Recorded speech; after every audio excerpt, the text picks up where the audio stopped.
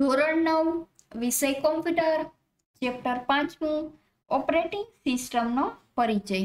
એમાં વિકલ્પ જોઈએ સ્વાધ્યાયમાં. પહેલું BIOS નું પૂર્ણ સ્વરૂપ શું છે?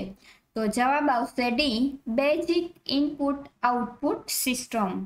ત્યારબાદ બીજું, નીચેનામાંથી કયો ઘટક ઓપરેટિંગ સિસ્ટમ અને હાર્ડવેર વચ્ચે મધ્યસ્થી તરીકે કાર્ય કરે છે? જવાબ આવશે એ, કર્નલ. ત્રીજું, નીચેનામાંથી કયું ઓપરેટિંગ સિસ્ટમનું કાર્ય નથી? જવાબ આવશે બી, સમય સંચાલન. ચોથું, નીચેનામાંથી ઓપરેટિંગ સિસ્ટમનો કયો ઘટક ઉપયોગકર્તા સાથે સંપર્ક કરે છે? જવાબ આવશે એ, સેલ. પાંચમું, નીચેનામાંથી કઈ એન્ટિટી વડે હાર્ડવેરને સીધું એક્સેસ કરવામાં આવે છે? જવાબ આવશે સી, ડિવાઇસ ડ્રાઇવ્સ. છઠ્ઠું, નીચેનામાંથી કયો ઓપરેટિંગ સિસ્ટમનો મુખ્ય ઘટક છે? જવાબ આવશે બી, કર્નલ.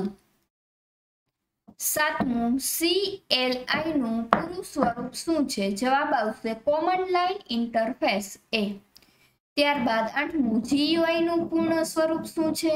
જવાબ આવશે સી, ગ્રાફિકલ યુઝર ઇન્ટરફેસ.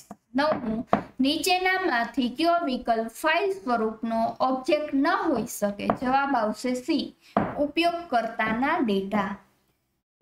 દસમું, ઘણીવાર ફક્ત કર્નલ સાથે નીચેનામાંથી શું આવે છે? જવાબ આવશે બી, નિઃશુલ્ક OS. OS એટલે ઓપરેટિંગ સિસ્ટમ. 11મું, નીચેનામાંથી કઈ સ્માર્ટફોનની મર્યાદા છે? જવાબ આવશે ડી, નેટવર્ક. 12મું, આ ગ્રહ ઉપરના સૌથી નાના કોમ્પ્યુટર ક્યાં છે? તો જવાબ આવશે એમ્બેડેડ સિસ્ટમ.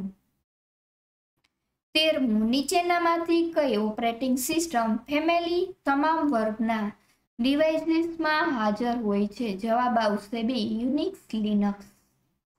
14માં, એન્ડ્રોઈડ કોના દ્વારા બનાવવામાં આવે છે? તો જવાબ આવશે ગૂગલ